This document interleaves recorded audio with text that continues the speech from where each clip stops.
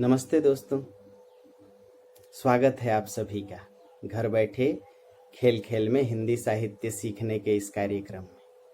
अरविंद मिश्रा आपका अभिवादन करता है।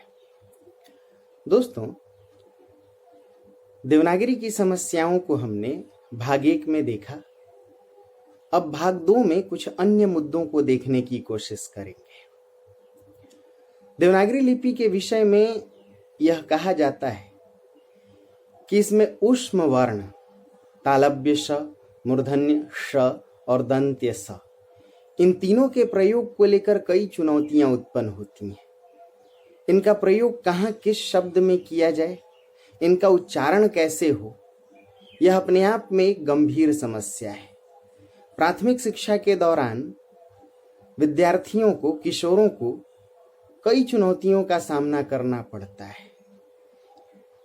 कई बार तो श्रुति संभिन्नार्थक शब्दों में एक ही जैसे दिखने वाले, एक ही जैसे सुनाई देने वाले शब्दों में ये ध्वनियां प्रयुक्त होती हैं, लेकिन इनका हम अर्थ नहीं जान पाते।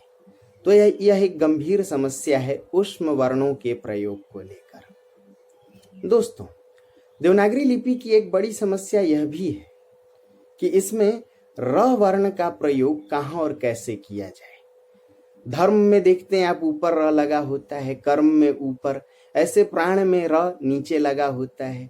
इतना ही नहीं, कुछ शब्दों को लेकर कृपा और कृपा में किसमें री ध्वनि छिपी है, किसमें र, यह जान पाना कठिन होता है।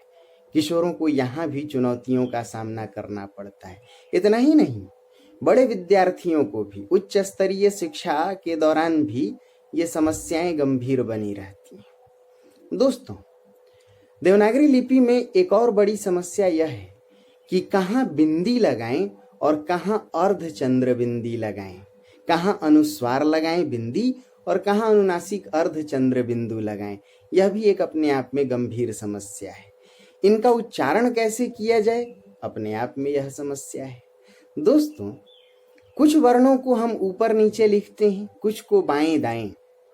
तो इनका उच्चारण कैसे किया जाए, इनका लेखन में कैसे प्रयोग किया जाए, ऊपर का वर्ण आधा है या पूरा, या नीचे का पूरा है या आधा, यह भी अपने आप में गंभीर समस्या है।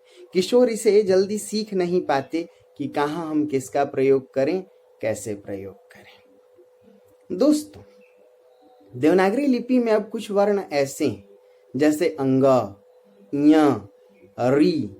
इन वर्णों का प्रयोग लगभग ना के बराबर प्रयोग किया जाता है। ऐसे में आरंभिक शिक्षा के दौरान इन वर्णों की एक तो उपेक्षा होती है, आगे चलकर के भी हम इन वर्णों से पूरी तरह वंचित रह जाते हैं। तो दोस्तों, देवनागरी लिपि की ये मुख्य समस्याएं रही हैं। उम्मीद करता हूं कि इन कमियों को, इन दोषों को, इन समस्याओं को आप अच्छी तरह सीख पाएंगे। अगले वीडियो में हम देवनागरी की वैज्ञानिकता, देवनागरी के सुधार के प्रयास, मानकीकरण के प्रयासों पर भी चर्चा करेंगे। ढेर सारी शुभकामनाओं के साथ हम उपस्थित होते हैं अगले वीडियो में। नमस्कार।